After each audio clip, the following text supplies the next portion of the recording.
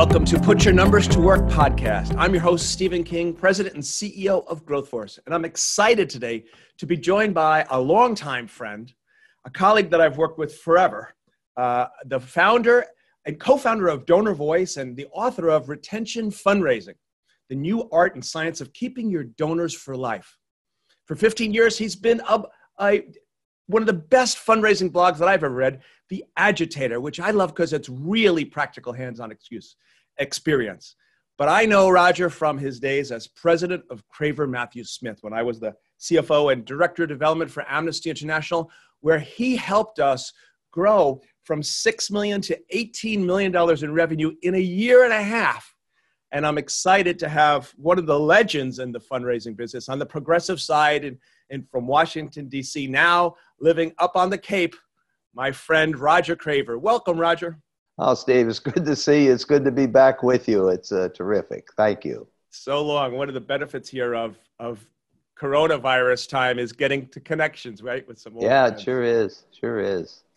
So I'm hoping to talk about how nonprofits use numbers to help raise more money. But before I can tell the audience about yourself. Tell us about, tell our listeners a little bit about who you are and what you've been up to. Okay, well, to make a little bit of history lesson here, this is my 57th year of raising money. I started off in the civil rights movement and then moved into the anti-war movement. And my specialty in the late 60s, early 70s was starting these citizen advocacy groups. The first one in the summer of '69 was Common Cause, followed very, very quickly by the National Organization for Women, Environmental Defense, Greenpeace, National Abortion Rights Action League, Handgun Control, and then took a group of older organizations, the Sierra Club, the American Civil Liberties Union, League of Conservation, League of Women Voters, Public, and grew them. So citizen advocacy, citizen lobbying, progressive issues has been where I've spent most of my time, although we also at one point did 90% of the fundraising for the Democratic Party committees, and also launched Habitat and the Heifer Project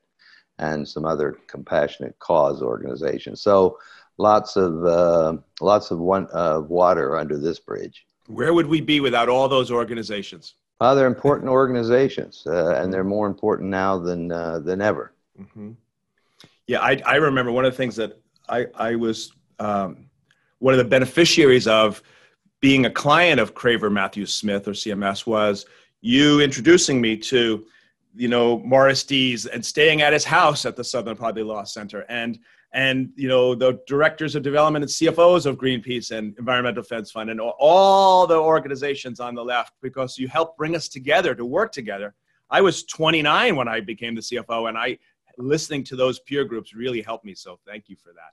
Yeah, it's a marvelous collection of organizations, and the founders of those groups, like Morris Dees, were always generous in sharing information. In fact, one of the things I think, Steve, that marks this whole nonprofit sector is its willingness to share information. It's unlike the commercial world, where there are trade secrets and there are competitive advantages and disadvantages.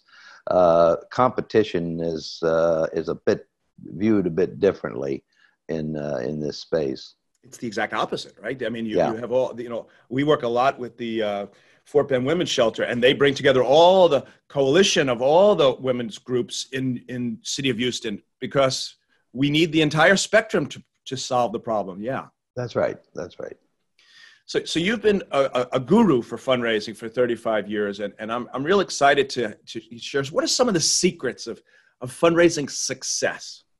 Well, I think the biggest secret of fundraising success is really to know your numbers. And I'm a copywriter and strategist by trade, so I'm not a numbers person. But unless an organization is familiar with its vital signs, it's going to be in pretty poor health pretty quickly. It's the same as the human body. If we neglect our weight, if we neglect our body mass index, if we neglect understanding our blood pressure, temperature, that sort of thing, then we run some risk. So there are vital signs with every organization that every fundraiser, every board, and every CEO should be familiar with, because they are both the North Star, the guidance system for these programs, and also the warning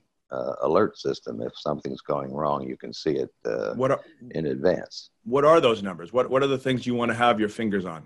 Well, what you want to, I divide this between what I call vanity metrics and essential metrics or vital metrics. The vanity metrics are things like the number of likes, the number of page views on a website, the time spent on a website.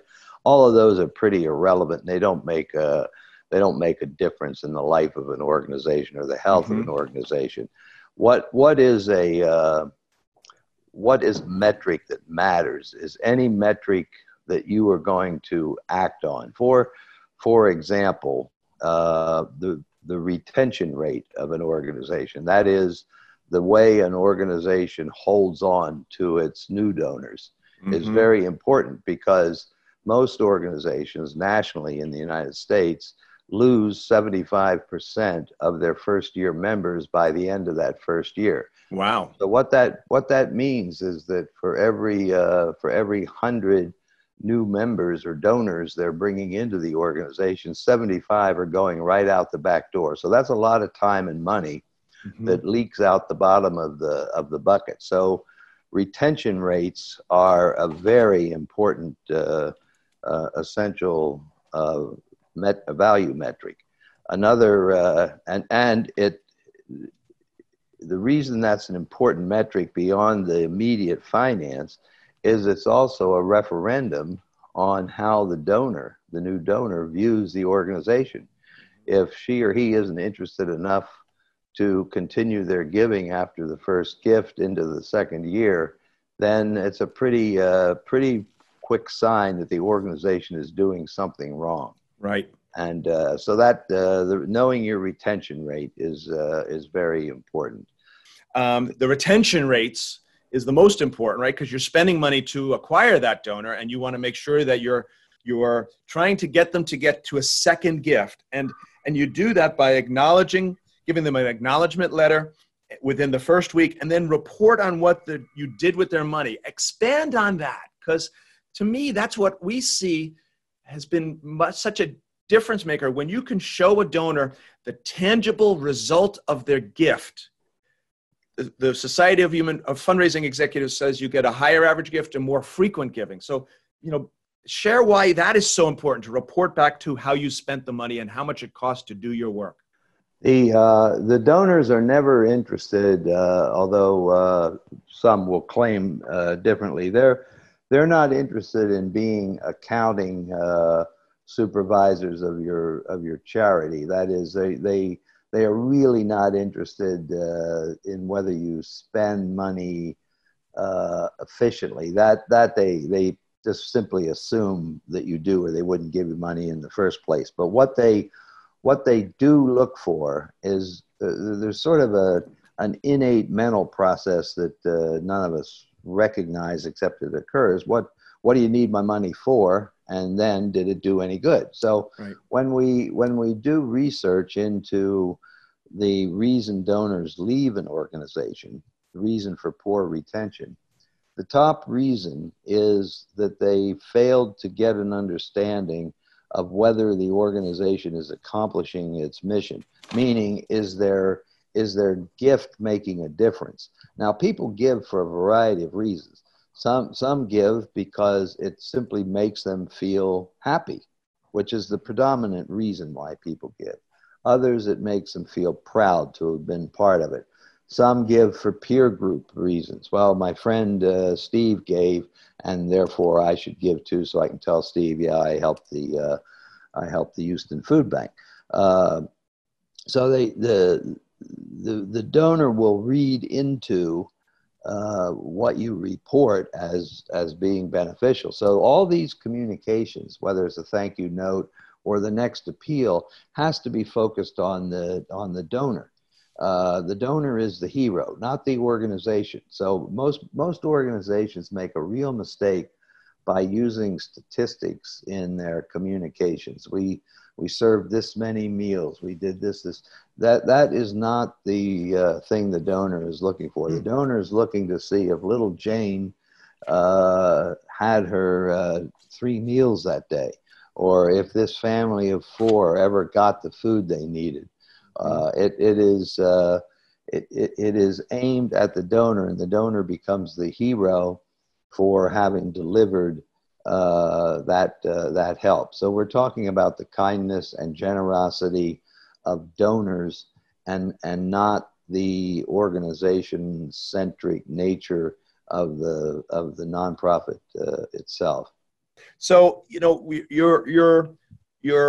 I know one of the things that's big for you is the numbers, and CRMs are critical to that, right? A lot of small nonprofits don't, for-profits, this is their whole business, right? They really understand their customers and cost to acquire a new customer and donor. You're saying the same thing about a donor, the lifetime value and which donors make that second gift. Talk about the importance of the CRM, even for a small nonprofit, how doing it in Excel just won't cut it. Well, it doesn't, because it doesn't capture, an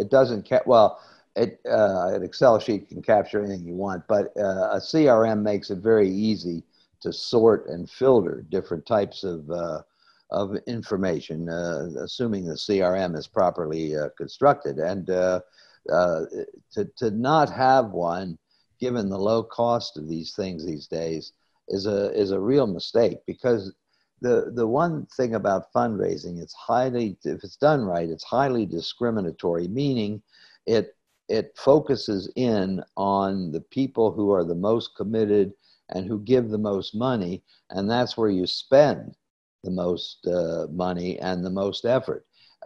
Most organizations simply send the same thing to everyone, one size fits all, and that's not a good practice. It's like a business that would ignore its best customers in favor of wanting to serve the general public in just a massive, indiscriminate way. Doesn't make business sense. This is why when they were still flying, the airlines had loyalty programs. Why hotels have loyalty programs. They know that they need to pay special attention to those who use their services more than others. So how would you segment, like for when we were at Amnesty back in the day? This is a $20 million organization, so it's different if you're a $2 million organization. But if you gave us a gift of $5,000, that meant I was calling them, right? Yeah. Even in a $20 million organization. Yeah, well, the couple things about that. The higher amount of money deserves some special attention. What it doesn't deserve is the mistake most organizations make, is that Steve just gave us $5,000, therefore we can't go back and ask him again for another year or so. Well, that's a real mistake. Steve gave $5,000 because Steve apparently cared a lot about what you're doing. So that's the time, as you suggest, to be on the phone saying, Steve, thanks, that was terrific. Here's how we're going to use that. Look, we have an opportunity here to really do a lot more. I'd like to talk to you about giving an additional $15,000, and here's how we would use it. The ability to focus in on people and find out what their preferences are, what they're interested in, is very important. The business of fundraising is really human relationship building. So the more you can communicate, if you can do it by phone, great. If you can do it by mail, fine. The channel isn't nearly as important as lavishing attention on someone. I don't mean fawning attention. I mean information attention, letting them know that their involvement is really important. So, for example, I think in the thousands of organizations I've worked with over the years, only 2 or 3 have been willing to do this. But one of the things I try to do when the next year's annual support renewal gifts come along, is if you gave if you gave me $50 last year and this time you give me $35, I'll be in touch with you saying, Steve, we were really counting on that other $15. Now, most people find that absolutely appalling. But what happens to the donor is they begin to see that their constant involvement makes a big difference and that the organization was counting on it. And believe me, that's far more positive in a donor's mind than these organizations think. They think you're being insulting by asking to make up the difference, but you're not. You're really saying, you're saying several things. One, we know who you are.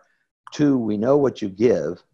Three, we're counting on that because your support makes a difference. So you go right to that top issue I talked about a few minutes ago, that donors leave because they think their involvement doesn't make a difference.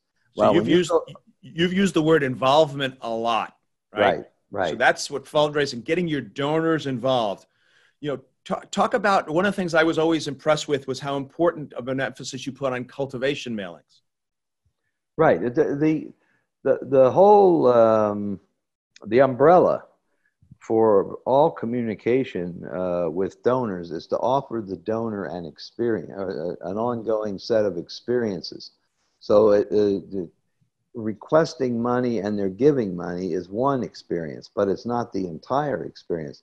Thanking them is an experience. Mm-hmm. Sending them a simple survey asking them, how do you prefer we communicate with you? Do you want it by email? Do you want it by postal mail? How frequently would you like us to be in touch with you? Would you like to make one gift a year, or would you like us to give notice of other opportunities?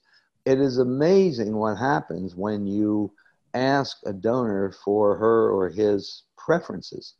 It's a respectful thing to do. It's a very human piece of reciprocity to do. Yeah. Yeah. And yet most organizations say, oh, we can't do that because they'll tell us they don't want to hear from us. Well, if that's what they want, then honor it. What the mindset of too many nonprofits is that these donors are in their brain, in the organization's minds, sort of like an ATM machine, that they're there, and when I need money, I'm going to go request it, and hopefully they'll give it. Well, that's not what the deal is at all. Right. The deal is that these are partners in an organization, part of a human relationship, and treat them that way. Give them experiences. Send them a birthday card. Pick up the phone every once in a while and just say, how you doing? I'm not calling for anything. I just want to know how you're doing. Particularly true now in this pandemic. Particularly mm-hmm. true in Texas, where you're mm-hmm. experiencing all this stuff. We're just calling to check on you. Because anything you need, anything we can be doing to help you. We just want to know you're all right. I mean, I'll never forget. I give money to a Florida organization called Food for the Poor, and I live up in Massachusetts. And after the Boston Marathon bombing, I got a call from the organization. Wow. And all they want to know, we know you don't live in Boston, but you may have been there. We want to know if you're safe. Well, I'll never forget mm-hmm. forget that organization. Mm-hmm. And they weren't looking for anything except they wanted to be sure their flock was okay. Right. And so that's the importance of donor experience. I love that. You're giving us so many, common mistakes that nonprofits make. Is the biggest one I'm hearing is getting the donor to feel involved and helping them make sure they feel like their gift is making a difference. Right. Helping them have an experience with you, and then communicating with them. I love, as an Amnesty member, I still get, sign this petition. We need your help right now. It's not, it's not asking me for money. Let's talk about one more piece there on that, which is the Sustainer program. I mean, this was a lifesaver for Amnesty, is taking your annual donors and then helping them convert into monthly giving program. Talk about that, because I see that working really well with our small nonprofit clients. Yeah, it's probably the most efficient, dependable, and disaster-proof system of giving. The monthly, or what in the trade is known as sustaining giving, the commitment of $10 or $20 a month. This this was something that was pioneered by most prominently nationally by the public media, public broadcasting stations, but more and more organizations, fortunately, over the last 15 years have begun doing this. And frankly, I recommend that every organization, particularly small organizations, try to do as much of a monthly program as possible, because there's several reasons for that. One, it enables the organization to have a predictable cash flow, and one that even a pandemic won't wreck. Two, it enables the donor to do a lot more than she or he would normally do. I mean, I could ask you for $240, which you may or may not be able to do, or I could ask you for $17 a month, which you may be able to do, and it amounts to the same. So the point being that installment giving, although you don't call it that, is a very effective way to build a predictable stream of revenue that you can budget and count on. Because once they're on board for more than a few months and have been paying, the average life of a sustaining donor is about 7 years. So it's a big. It turns out to be a pretty major commitment. And what you guys did for us was you basically said, we called it a partners in conscience, right? Right. And partner was the key word, meaning we need to we need predictable cash flow in order to be able to budget your investment appropriately. So this is good for you and good for us, because we're going to be able to put your money to work. And then you made it so easy. And even like with QuickBooks, you can automatically send an invoice out. You can automatically ACH it, or they can put it on credit card, and it's just on autopilot. So the accounting department at the nonprofit has less work to do. And what I was blown away with, we started with saying, okay, let's go to our $1,000 donors and let's ask them to give us $100 a month. And that's a 20% increase. Yeah. And it worked. It worked. Yeah. And where it really works long term is with small gift donors, because the monthly giving program also turns out to be the best feeder of bequest money, so that someone who's in the habit of making a monthly gift is far more likely to leave a bequest of $25,000, $30,000 than someone who hasn't. And the only weakness in most monthly giving programs I see is that once the organization gets that monthly commitment, they tend to not communicate frequently enough with the donor. So it's a good idea to each month just not send a bill necessarily, but to send to the partners council or partners organization an update. This is what we've accomplished this month, thanks to you, and treat them like a special select group of people. These programs are very simple to run. The CRMs make it easier to do than if you don't have a CRM. But as you point out, QuickBooks, you can do all this.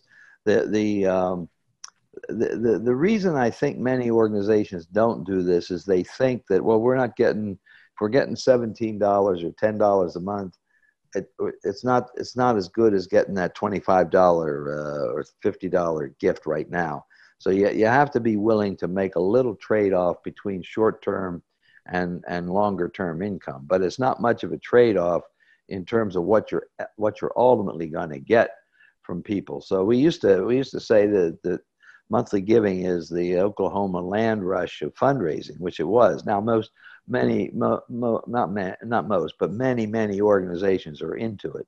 So you have to try it to see if it works for you. It used to work for almost everyone. Now so many people have monthly commitments. I think I must have 20 of them.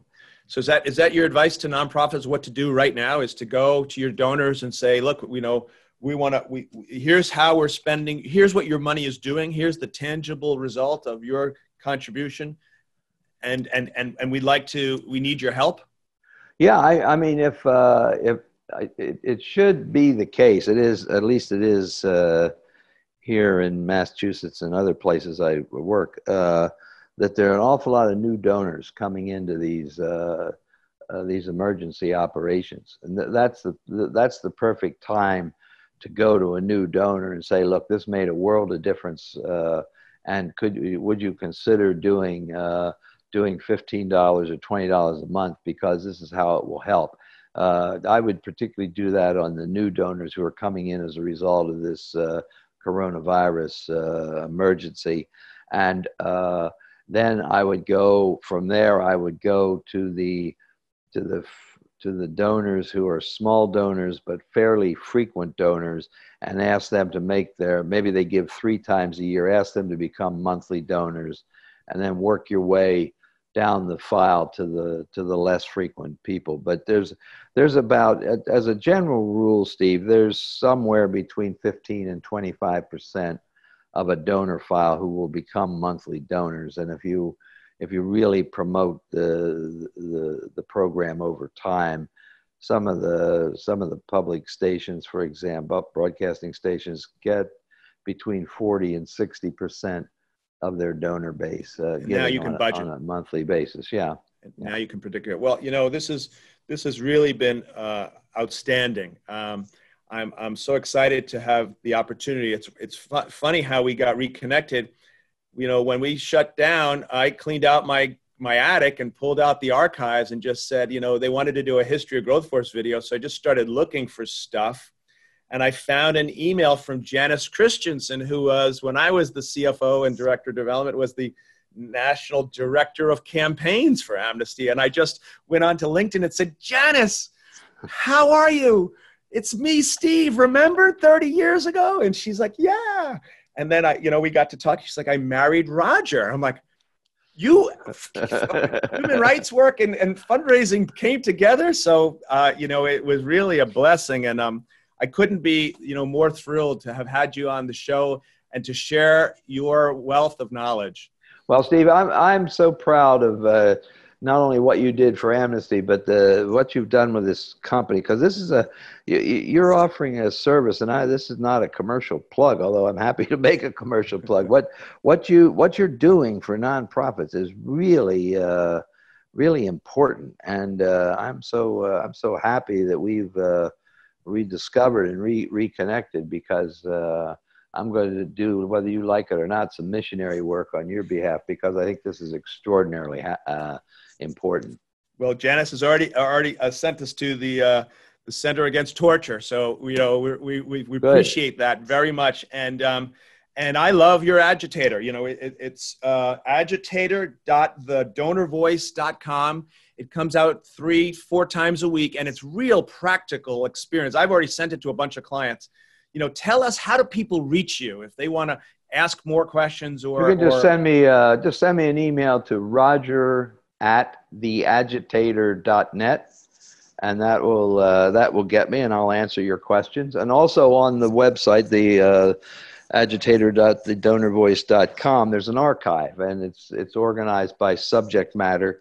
And there's lots of stuff. So if, for example, you're interested in monthly giving, sustainer programs, there's a section on different posts on that. There's a section on matching gifts.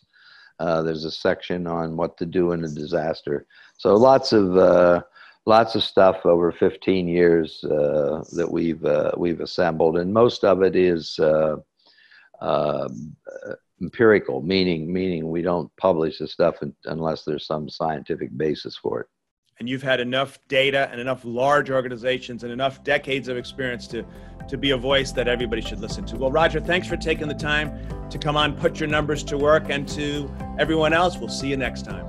Thank you, Steve.